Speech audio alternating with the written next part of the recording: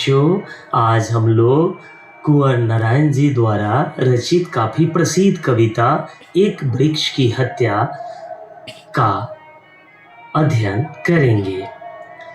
बच्चों, यह कविता जो है इन दिनों कविता संग्रह से संकलित किया गया है।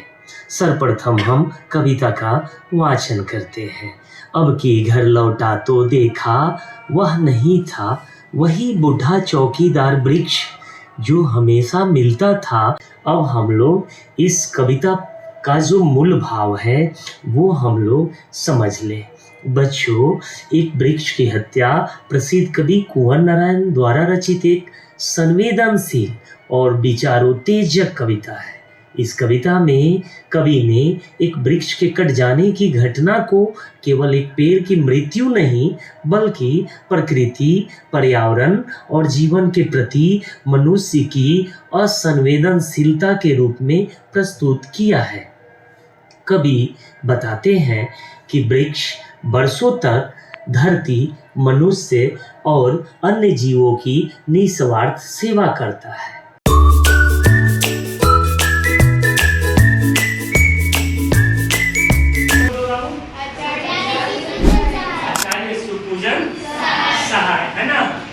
तो इनका जन्म कब हुआ था? 1893। वो सरल और यथार्थवादी, कैसी है? सरल है और यथार्थवादी। यथार्थवादी का मतलब बच्चों कि जो यथार्थ है, मतलब जो जैसा है, जैसा दिखता है बिल्कुल वैसा ही रचना में उसको उकेर देना यथार्थवादी। भाषा था वो कैसा था? सरल था बच्चों, ठीक है।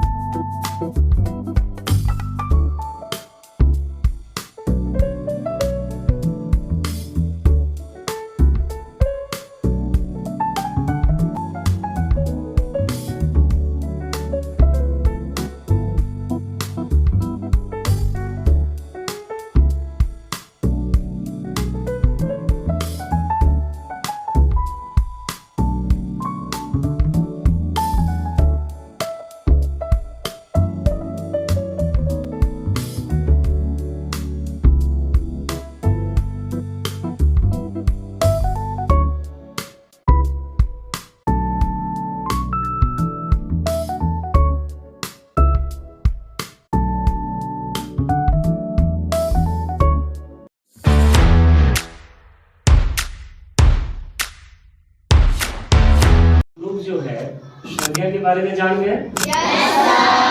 संज्ञा के कितने भेद होते हैं इसके बारे में जान गए? Very good. और सभी भेदों की परिभाषा को भी जान गए? अब हम लोग एक गतिविधि करेंगे, ठीक है।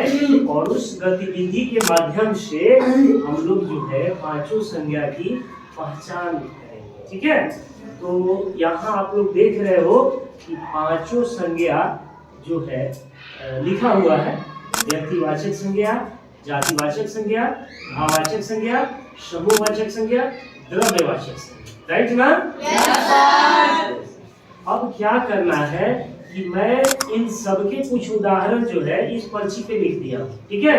अब आपको आना है, मैं जिनका नाम बुलाऊंगा वो आएंगे और एक पर्ची उठाएंगे, ठीक है। उस पर्ची में जिस संज्ञा का उदाहरण लिखा होगा उनको बताना है कि वो कौन सी संज्ञा है, ठीक है। उसके पास जाके बताना है, ठीक है। चलिए, तो सबसे पहले हम लोग इस गतिविधि का जो है शुरुआत करते हैं, ठीक है। सबसे पहले आप आइए,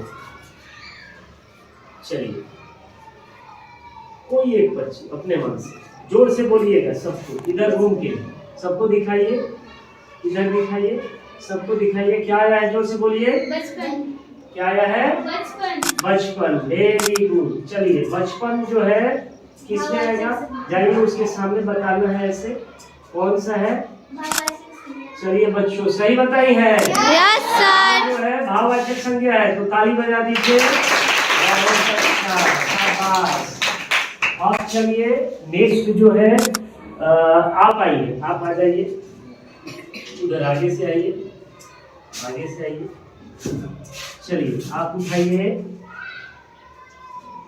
वेरी गुड। क्रोध। उधर दिखाइए सारे बच्चों को। और क्या आया है? जोर से बोलिए। क्रोध। क्रोध। चलिए, क्रोध जो है कौन सी संज्ञा है? आप कहाँ जाइएगा बताइए, उनको पर्ची दे दीजिए। चलिए, क्रोध भाववाचक, सही है।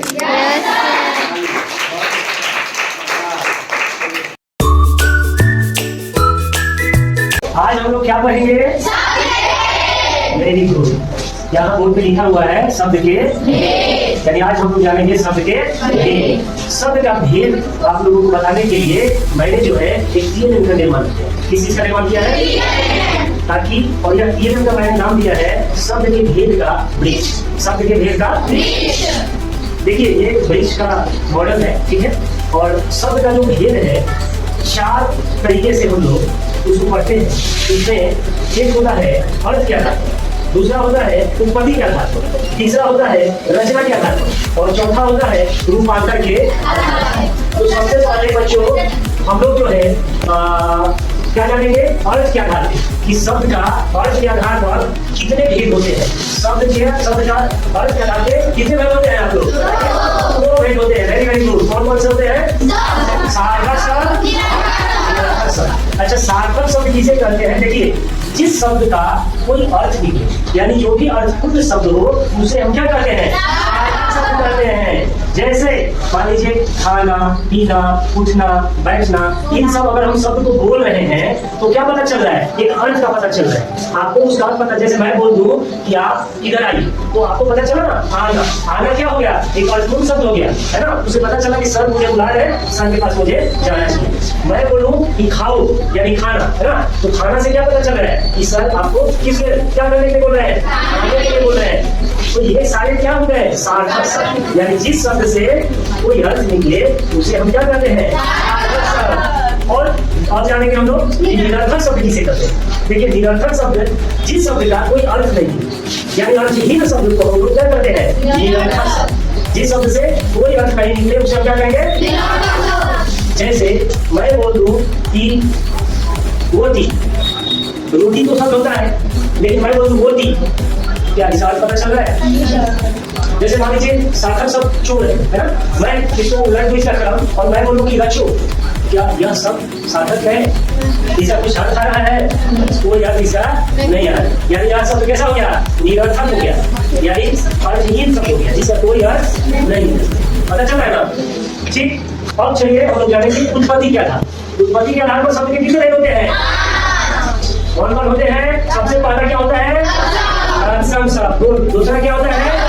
अनुभव। तीसरा, चौथा, पांचवा संकर या वर्ण संकर।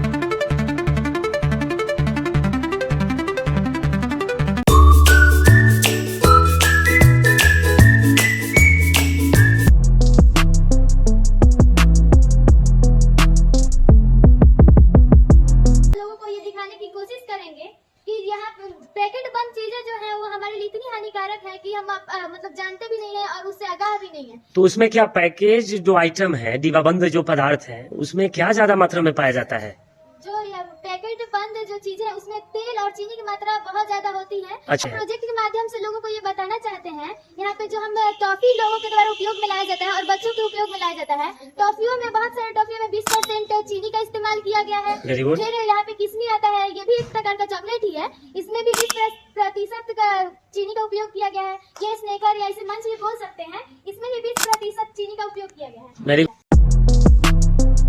जैसे कि चॉकलेट हो गया जो कि यहाँ पे है शुगर का 20%, किशमिश हो गया इसका है 20%, स्नेकर हो गया, फिर से कोल्ड ड्रिंक्स हो गया जिसमें शुगर की मात्रा बहुत ही अत्यधिक है तथा यदि हम देखें इसमें कि इसमें ऑयल की मात्रा, तेल की मात्रा कितनी है, जैसे जेम्स में है 10%, पंजाबी तड़का में है 30%, इसमें यह दिखाया जा रहा है कि जैसे कि हम आजकल चीनी का और तेल वाले चीज़ों का अत्यधिक इस्तेमाल कर रहे हैं। हम की चॉकलेट जहाँ पे 20% शुगर है और किटकैट मतलब किसमिस चॉकलेट है जिसमें 20% शुगर और स्नैकर है जिसमें 20% शुगर है, अमाचा है जिसमें 36.5% शुगर है, यहाँ पे हिंद सोडा है जहाँ पे 20% शुगर दिया गया है और स्ट्रिंग है जिसमें 30% शुगर है, यहाँ पे डेयरी मिल्क चॉकलेट है जिसमें 10% शुगर है, किटकैट है जिसमें 14.2% शुगर है और यहाँ सारी शुगर और ऑयल की मात्रा से लोगों के लोगों में शरीर एवं अंग तंत्रों में अनेक प्रकार की बीमारियां उत्पन्न हो रही हैं, जैसा कि इस सभी से मोटापा, मधुमेह और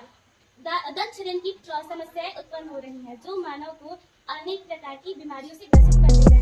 तो इन सभी को